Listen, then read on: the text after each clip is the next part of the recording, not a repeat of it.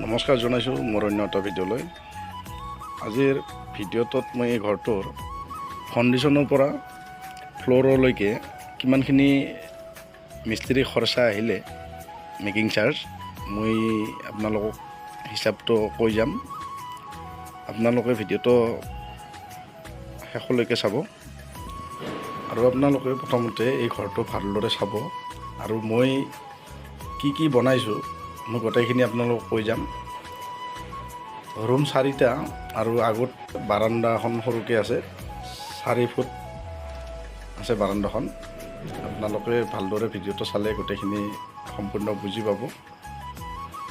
বাৰাণ্ডাখন 4 foot আছে আৰু ৰুমবিলাক 14x14 আছে আৰু পিছফালে আপোনালোকে এই পিছফালটো হয়, এইটো পিছফালে আপোনালোকে দেখিছে দুপালাকৈ 4টা ৰুমত 4টা ফ্ৰেম আছে আৰু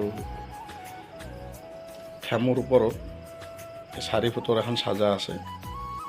খিৰিকীৰ যিবোৰ পাল্লা থাকিব এইটো প্ৰটেকশ্যন দিয়াৰ কাৰণে পানীৰ পৰা এইটো চাজা 4খন আছে আৰু ভিতৰত চাজা 4খন আছে।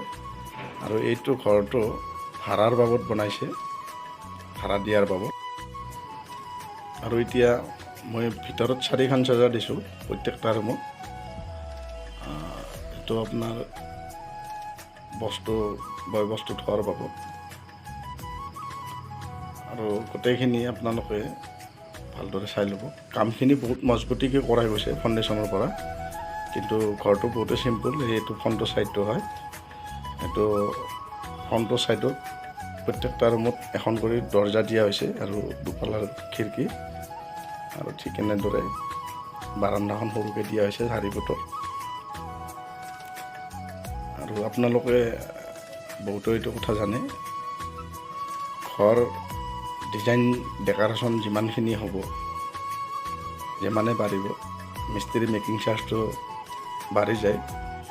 গতিকে এই ঘৰটো বহুতে চিম্পুল হয় আৰু ফাউণ্ডেশ্যনৰ পৰা এনেকুৱা এটা আপোনালোকে ঘৰ বনালে মিস্ত্ৰী মেকিং চাৰ্জটো আপোনালোকে 1,70,000 পৰা 80,000লৈকে ধৰি ল'ব পাৰিব। এই ঘৰটো সম্পূৰ্ণ ফাউণ্ডেশ্যনৰ পৰা ফ্ল'ৰ সহিতে গোটেইখিনি মই আপোনালোকক কৈ দিছোঁ। ফাউণ্ডেশ্যনৰ পৰা ফ্ল'ৰলৈকে আপোনালোকে 1,70,000 পৰা 80,000 টকা ধৰি ল'ব পাৰে। আৰু জাগালৈ মিস্ত্ৰী হাজিৰা কম বেছি থাকে। আমাৰ ইয়াতে যিটো হাজিৰা হয়, আমাৰ এইটো ছাইডৰ হিচাপত মই হিচাপটো কৈছোঁ আপোনালোকক। গতিকে আপোনালোকে এনেকুৱা এটা ঘৰ বনালে মিস্ত্ৰীৰ মেকিং চাৰ্জটো আপোনালোকে 1,70,000 পৰা 80,000 টকা ধৰি ল'ব পাৰিব। আৰু মই এতিয়া আপোনালোকক প্লাষ্টাৰ কৰাওঁতে কিমানখিনি চিমেণ্ট খৰচা হ'লে এইটো ঘৰত মই আপোনালোকক গোটেইখিনি কৈ যাম। আৰু মই বাৰাণ্ডাৰ এই চলিংবোৰ কৰি লৈছোঁ আৰু ৰুমৰো প্ৰায় চলিঙৰ কাম শেষ হ'বৰে হৈছে। এইটো 3 নম্বৰ ৰুমত মই কৰি আছোঁ আৰু আপোনালোকে দেখি আছে বাৰাণ্ডাখন গোটাই হৈছে আৰু এইফালত 2টা ৰুম চলিং হৈছে। আৰু চলিংবিলাক মই ইটাৰে কৰিছোঁ গোটেইবিলাক। আৰু চলিং কৰাৰ বাবদ কিমানখিনি ইটা লাগিছে আপোনালোকক মই কৈ যাম। ইয়াতে চলিঙৰ বাবদ ইটা আনিছোঁ 4 দিয়াই দি মোৰ গোটেইখিনি চলিং হৈ যাব।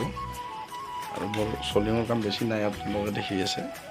চলিং মোৰ এটা ৰুম আৰু আছে। আৰু প্লাষ্টাৰ কৰোঁতে কিমানখিনি চিমেণ্ট ব্যৱহাৰ হ'ল এতিয়ালৈকে মই আপোনালোকক হিচাপটো কৈ যাম, আপোনালোকে ভালদৰে শুনি ল'ব।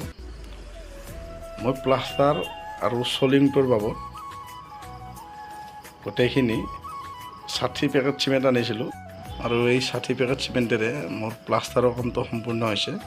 আৰু চলিংটোৰ বাবদ যিখিনি বালি মছলা ব্যৱহাৰ কৰিছিলোঁ আমি, আৰু সেই 60 পেকেট চিমেণ্টেৰে ইয়াতে প্ৰায় 4 পেকেট চিমেণ্ট ব্যৱহাৰ হৈছে।